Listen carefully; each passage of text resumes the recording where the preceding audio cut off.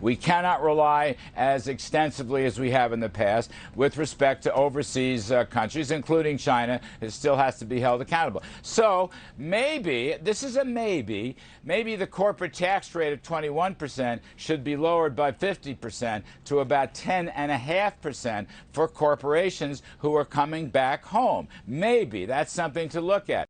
All right, very clean cut there. Larry Kudlow, folks, the idea of a much lower corporate tax rate, that's the way you get companies back to America. That's Larry Kudlow. Grover Norquist is with us. All right, Grover, I can understand how it would be great to bring that corporate tax rate down, but it doesn't happen if President Trump doesn't win re-election. Correct. When President Trump won in 2016, we took the rate from 35% corporate rate, highest in the world, down to 21. The president had wanted 15, but Congress would only give him 21. 21's much better than 35. Remember, communist China's at 25. So before Trump, to invest in an American company, you were taxed 10%, well, 35 instead of 25, more than a third more, because you're investing in America. So it made sense to invest money in other countries. The corporate rate was lower in other countries. And we were driving people out of the United States into Canada, into other countries. Taking that rate to 25 stopped the hemorrhaging, because to 21. 21 was good, but 10 would be better. Well, 15 would be better, 10 would be good. But it should be for everybody, not just people leaving China. People thinking about going to China should get 10%. But it's an election campaign, or not a slogan, but it's part of the election campaign. It's never going to happen in this Congress. I mean, that's out of the question before November. So it has to be. Not with this,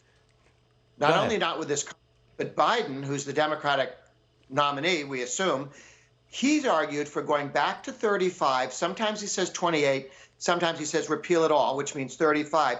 So whatever Biden is showing up that day, the 28% or the 35% tax Biden, both cases, he wants to tax companies that invest in America more damagingly with a higher rate than communist China would treat them. Biden would bring us back to the hemorrhaging. Well, what do you make of Biden's current position? I mean, he's not doing that well in the campaign. Would you put the chances high that President Trump wins re-election? I think it could go either way. We just don't know what Bloomberg's $1 billion that he's been talking about spending will show up. We could see a lot of money different places. We could see changes in election law, which make fraud easier, vote by ballot, massive problems in Oregon where they have been doing that. They don't elect Republicans in Oregon anymore. So there have been some real challenges on voter fraud. The Democrats want that as part of fixing the virus, oddly enough. We could still make mistakes between now and the election, which would allow a candidate as weak as Biden, both personally and in terms of his proposals. But if we are starting August 1st, when unemployment goes back down to its normal rates, we will see people coming back to work by the millions and tens of millions.